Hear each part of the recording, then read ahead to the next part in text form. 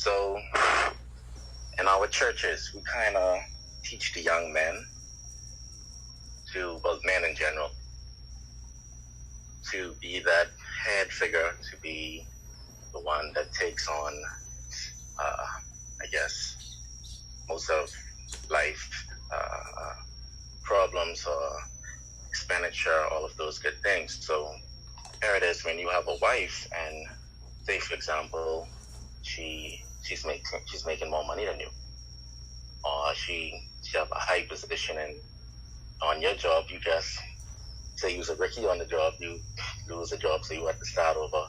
Whatever the case may be, from what you've learned growing up in church, it kind of have an effect on you personally. So I believe that through that case, being grown up in a Christian church, being taught that way, if your wife is kind of above you, I guess, making money, and it could even be educational wise, you would feel, some type of way. I don't know where it really came from, but a lot of men grow up with this concept that both authority and worth come from whoever's paying the bills and who's making the money. So a lot of times in the house, if the woman is making more money and she's, as I said, accomplished, it can make the man feel like they're not going to be worth anything, or they're not going to have authority in the house because of that. And that often intimidates men. So when you say that, I believe more to the point that when a woman is the breadwinner, oftentimes they're not as kosher about it as men are, because society basically dictates that the man should be the breadwinner and take care of the family and all that. And it's probably come from the hunter-gathering, like men being hunter-gatherers, and basically society being built off that old way of thinking. But women, when they become the breadwinners, are oftentimes very combative, and they are oftentimes like in your face. I do this, I do that. You don't do anything. I don't need a man. And so when you're faced with that kind of pressure, there's no real reason for you to stay in that relationship, and that might be another reason why they're so intimidating.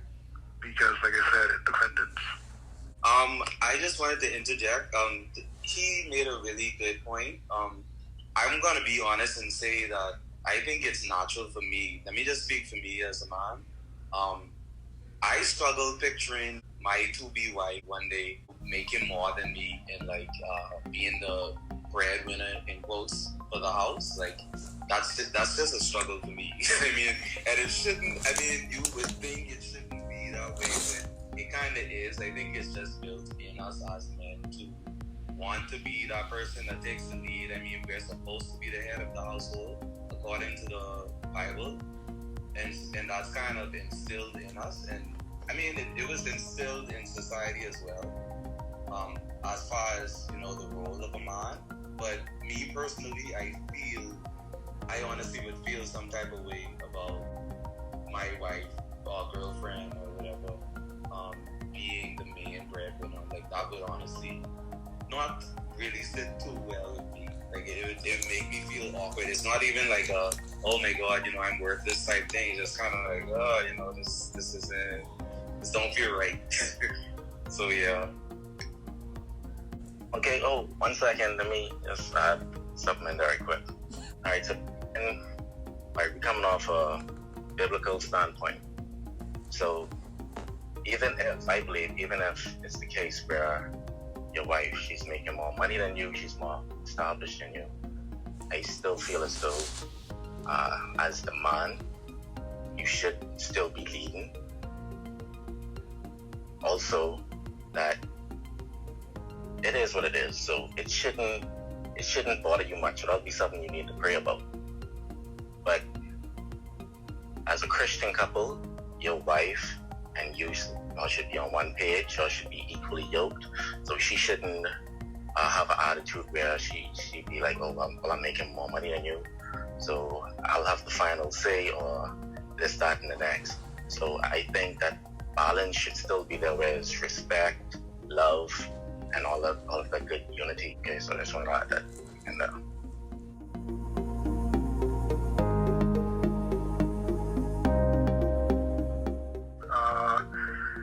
I don't think that I could really approach this question from a biblical standpoint.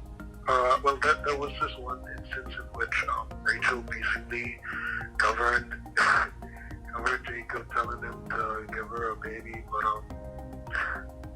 me personally speaking, when a woman is kind of forward or slightly dominant, like not to the point where she is forcing me to do something, but more to the point that she initiates interaction.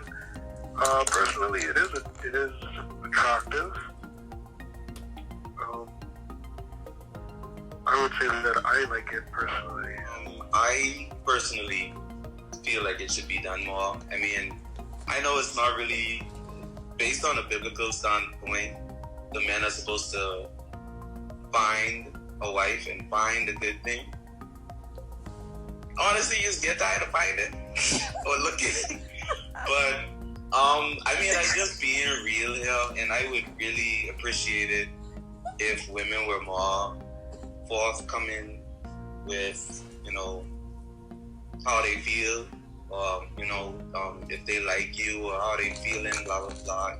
Because in my experience, it has not been so, and it's a lot of games and a lot of guess this, guess that, who's that Pokemon type stuff, and it's like, man. So, I mean, I think women should make the first move. It would be nice. All right, it always kind of make me laugh, and I think it's, societal norms that have us thinking the way that we do sometimes in terms of who make the first move, but I mean, personally for me, I actually had this conversation a while back, and I think it depends upon, I guess, a personality type, because of some men that are phlegmatic in the sense that they won't necessarily make the first move because that's just not in their nature and their personality to do so. And you have more women who are more of the aggressive type, like the choleric or sanguine type, based on the personality type. When I say phlegmatic, I think about the introverted and extroverted types of people. So you got some men that are introverted in the sense that they aren't necessarily outspoken.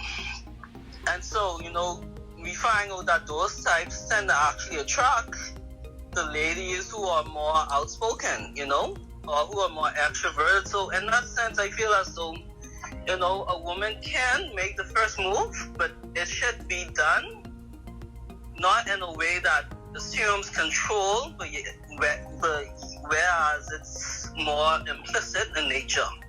Maybe a little bit more implicit, whereas he can catch on the signal cues and be motivated to make that jump, because some men aren't that motivated to make that jump, because of their introverted nature. So I don't really have a problem with a woman making the first move. It's just the way in which it's done. I think it has to be tactful and mindful of, hey, this is a potential leader, who I actually want to lead me. So when I do approach him, it will be in a tactful manner, not, I guess, undermining his role, and the whole process of it. So that's what I think. I do believe that it's okay and that it should be accepted for a female to make the first move and to do that. But it does need to be tactful as well. So in a way, of not coming on too strong, but just eliminating the initial thoughts. Because I believe most men, in general, the biggest fear is rejection. So in anything so sometimes even if the man is feeling the same way, with that fear of rejection, something may happen in the past or what have you, or it may be a bad scene or bad scenario, to put that fear in them. So with that fear of rejection, that will prohibit a lot of men from making that first move. So if the female were to make that first move, it takes that initial fear out of it. So I think for a lot of men, especially with number 13%, with the introverted men who don't have that in them as their nature, I think that would be in a tactful way. I think that would be like me, I agree, because me personally, I'm also the type, I'm not the type to be like chasing the gals, like, oh, you know, you run up the mill behavior and do it does. Like I'm more introverted, so I agree with what he said. I agree with everyone. To me, it doesn't matter if the man or female makes the first move. Thinking about the verse, says, he that find a wife find a good thing. And most relationships, well, Christian relationships, they don't start off from marriage. So at the end of the day, it's always that male that has to make that final decision, being the head, being the leader, all those good things. So subconsciously, it's I think the last decision is the male. See what I'm saying? So it still falls, God still put everything on him, making that final decision. Is this gonna be a wife? Okay, just what you choose, just go for gold. But it doesn't matter if the female comes on first or the male comes on first. I would say this: guys are notorious for not like knowing when girls are giving hints. So that could be a thing, but I'll just leave it at that. I have no problem approaching guys, but some guys don't get the hint. Like, you're all over them, if they don't get the hint, you're like, dude, can't see I like you. But I think if you're gonna approach a guy, you gotta do it in a subtle way. You don't want to be too open and tell you that you be like, oh, this girl, she probably easy. You don't want him to think that way. So you have to be like, you know, maybe one day bring him cookies. Maybe one, let's study together, do a Bible study. You know, those little hints. Okay. And if you didn't get it, I guess I wanted to add that usually, I mean, for me, I always liked it when guys made the first move, but I also know, like some of the guys said, that it isn't something that's stated in the Bible, and I do, know there's a certain situation in the Bible where the woman actually makes the first move, and she is very blunt. When Ruth goes, she basically tells Boaz that she wants to marry him. So, I really don't see there being a problem with, being either one making the first move, but neither one should come across as being, overdoing it, because, that tends to be a little bit, not pleasant for the other person when you have somebody, coming right at you. The thing with, I understand that girls a lot of times would prefer the guy to approach them, but I think an issue a lot of guys face, me personally too, women are dismissive when it comes to you approaching them and trying to start a conversation, and a lot of times, not every woman, but a lot of times they're dismissive and, oh, why this guy trying to talk to me type thing, and it's so Amen. That's something I noticed. I'm sorry, but yeah. I think it's how you approach them. You just can't come. Okay, for example, when I was in school, so I'm sitting down in the library, and this guy coming out of nowhere. What you saying? I ain't saying nothing. I'm studying. So it's how you approach the person. You're not gonna get shut down if you approach a certain way. If you come off like, oh, what you saying? I ain't saying nothing. I'm just studying. But if you oh, you're reading, that's cool. A certain way you approach somebody, and then they won't. I was reading something recently about, it's not what you say, but it's how you say it. So if you have the wisdom to know how you're going to approach, that'll be fine. Because if you approach me any kind of how, you'll get a certain attitude back. I comprehend what you're trying to get at. It makes no sense. On the other hand, though, if that same person had come to someone and said, to a person who actually liked him, and said, hey, what you saying, in the library, he probably still would have gotten the response that he wanted. Because I might be wrong, but everyone's response is based on how much they actually like the person. So if you prefer the person who says, "Oh, you're reading, that's interesting," then that's you. But another person would actually come, if you come to them and say, "Hey, what you're saying in the library," they would be interested in that. So I feel that the dismissiveness, as the other person put it, is based on how much the person actually likes you. Agreed. Number 11. I also agree. I likewise agree because piggybacking off of what he said, standards are subjective, and so it depends too on who the individual is, like he said, on the approaching at the end of the day, because you may have a better chance of, accomplishing what they want, because they are more preferred in the eyes of the person who they are trying to court or trying to advance on. So that's what I think. I do agree with what he said. It could be subjective.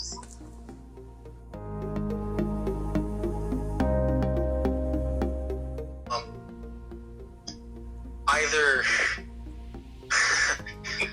that I was too boring, or that there just wasn't any type of connection there at all. Like, there was no affection. It wasn't very, evident that we were together simply because I wasn't doing all the cliche boyfriend things with the gifts and the public displays and all that. And part of that came from kind of like almost a biblical need to be reserved with it. Because I didn't want to be seen as dating someone for their, in a carnal way or anything like that. So, yeah, probably just far too distant, not really being a boyfriend enough. I would say that I guess we were on two different wavelengths and levels.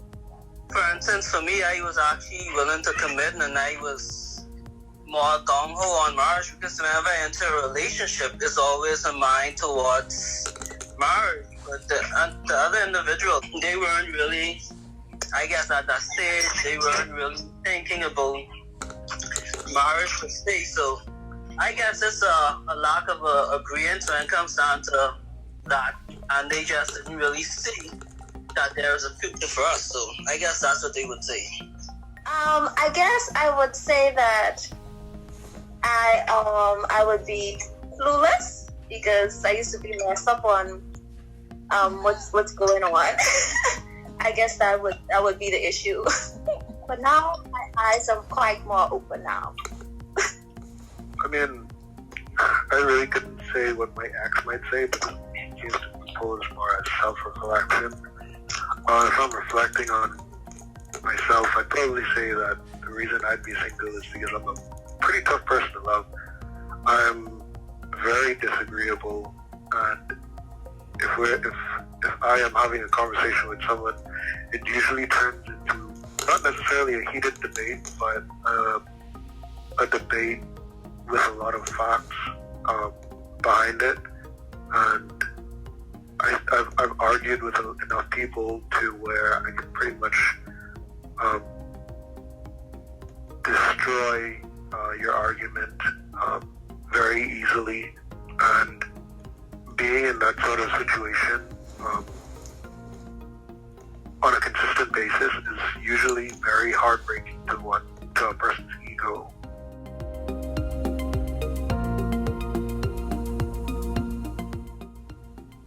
I think that it's a very dangerous thing. I mean, it's honestly, I'd say it's a sin to begin with. So to have your spouse watching it, it would be not only against the Bible, I feel, but if they're going to be looking at that in the house, what's going to be like outside of the house? Like if they're looking at people online, what are they going to do when they see people in real life? And that would be very, discouraging, and it wouldn't be well for the relationship, first of all. It would be even worse for your walk with God. So I agree with number 13. Pornography and the like. I actually have used or watched pornography before, and every now and again I would give in to my urges. I won't give any excuse for it. I shouldn't.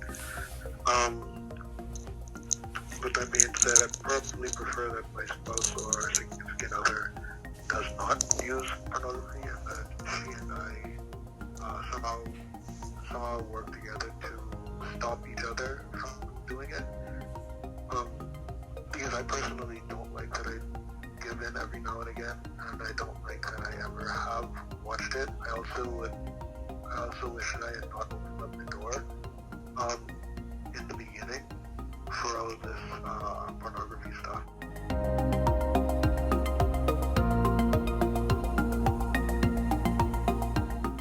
Yes, definitely it is a determining factor, because your association not only affects your communication, but your association will not only affect your communication, it will affect your communion. Because you got to be careful. The Bible says, evil company corrupts your morals. Even though it may seem that it's not affecting you now, it will affect you later. What you sow, you will reap. If you get somebody pouring into you good things, you will get good things. But if you get somebody pouring into you bad things, you get bad things. Like, you can imagine if my boyfriend or my husband hanging around with another man who cheating on his girlfriend or his wife, you better believe I ain't gonna be around him much longer, because he continue to hang around with him. 2 to 1, he could try to be doing the same thing with his friend doing. So guess what? I ain't on that run, buddy. I running quick, fast, and early. The Bible, especially in Proverbs, says a lot about your counsel, and a wise man will attain to wise counsel, but the guy who has the counsel of fools will be destroyed. So, depending on who's around you and who's giving you counsel, who your groups are, that will determine what happens to you. So I think when you're looking at, your potential spouse and they're hanging out with a bunch of fools, that's a bad look. And I think not only is it a bad indicator of what's going to happen to them, it's also unattractive. So if your friends are acting a fool, then the girl or man you're looking at is going to say, well, that must make you a fool, guilt by association. And not only that, but you're not headed towards good things, clearly. I agree with what both number 8 and 13 said. I think it was 13 who said, Proverbs, well, for me, the scripture that comes to mind is Psalm 1:1. Blessed is the man who walks not in the counsel of the wicked. Like, when you see, especially someone you're looking to date or marry, like, if they were around a bunch of, I don't even know what to call them, like vagabonds, and like they just anything goes type thing. Why? Your question should be, why are you even around those type of people? Like, why does this person find that type of person endearing? Like, why is this the type of person you want to be around? So that's just a huge red flag for me. I mean, this actually kind of strikes a chord, because it was the reason why I kind of let go of a potential partner before, because it's like her best friend was doing too much, to be real, and it was just a whole lot. Like, her best friend's morals was all over the place. Her best friend was rude, all type of other stuff. So I was like, okay, I can't deal with this. So yeah, it just makes sense to watch the type of friends that person keeps, and judge that and kind of say, hey, whether you want to do this or not. As for friends, I personally wouldn't judge, and I say personally because I'm not necessarily going off of Bible or biblical text. I wouldn't judge her based off her friends, because when I'm hanging out with a person, I can't necessarily determine who is or is not her friend. Jesus himself was amongst all sorts of people when Jesus was Jesus, and he is perfect. So I would judge her based off of who she is and what she does, especially when we consider that people have family, and their family may not be righteous, or they might not be good people, but that doesn't always determine who your spouse is. That being said, and on the other hand, I'd probably prefer that her friends be acceptable or nice people or righteous people, because if they're her friends, more than likely there's going to be venues or times when I have to interact with them or be around them, generally speaking, and it would just be annoying if they were the types of people that I couldn't stand. I actually agree with what he was saying to an extent. Like when he brought up the family thing, it was kind of like, okay, because family you can't choose. You know, you're born into a certain type of family. That was in no way a decision of yours. So, you know, if you were born into a household that have a bunch of drinkers, you know, that's the type of house you were born into. You couldn't choose that, and you know, yeah. But like with friends, you decide who your friends are. You basically chose to be around these people. You chose to let them in your life and let them have a certain type of influence, and you give them your time, you give them energy. You know, it's just a whole lot that you give friends, and it's all stemming from a decision that, hey, this person is my friend. So that's why I can't look past the friends thing. I totally get it that does not mean that the person is a bad person, but your influence is super important. I don't care if they're not kids or children, you know, that aren't super, super influential or easily influenced. But like the people you're around, like friends especially, it's just a huge tell on where you're going, or like some things that are going on in that person's mind or life when they're around this, like certain types of people. I agree with whoever the number was before. I think circle of influence is a big thing. Influence is a big deal. So we're the sum of the 5 people who we spend the most time with. So those people will ultimately rub off and influence anyone they're around, really. So if it's that one person, then it's done. Yes, I have something to say. Okay, I thought a little bit more deeply in terms of how somebody would react to seeing your friends. Now, we've got to be careful in terms of friendship when we define friendship. Because personally, I know I'm a friendly person, so I would have like all kind of different people around me. But that would include Jesus. Jesus was a very friendly person. He had all kind of people around him. Now, if you used to judge Jesus by his friends, you got to be careful. Now, the wisdom comes in who are his close friends, you know, and who are your spouse to be close friend. Who am I spending most of my time with? Because believe you me, I have some friends, you wouldn't believe they's my friend, you wouldn't believe we're the same person. Because we don't necessarily have the same values, and we don't communicate as much as we should. But my close friends now, we share many of the same values. We are working together as a team to grow personally. Now those other bad friends, they be cool and everything, but let me tell you, we ain't gonna be around each other like that. But you gotta be careful in terms of judgment. You know, you gotta use wisdom in choosing those persons. Now those other friends I have, the reason why I keep them is because 1, I want to reach out to them. 2, I know they had bad, so they need a little bit of sense in their life. on a real. So that's one of the reasons why I keep those type of friendships. But man, let me tell you too, I know they had bad, so I ain't gonna pay them too closely. Okay, so I would be like, you know, they're like more of acquaintances, but they are not in my inner circle, like how Jesus had John, and you could name the other 2 he had in his inner circle. He had a bunch of disciples now, but let me tell you who he had on his inner circles. And he had how much disciples? He had 12 disciples, but he had a bunch of other friends who are not as close to him as, you know, as supposedly they should be. And you gotta use wisdom in terms of, if you're just seeing somebody's friend, you gotta be careful. Like if you see them around them a lot, that doesn't necessarily mean like that's their friend, or that's their inner circle type friend. Just to touch on that, there's number 11 again on that last person. That would be discipleship or friendship, I would say. You kind of...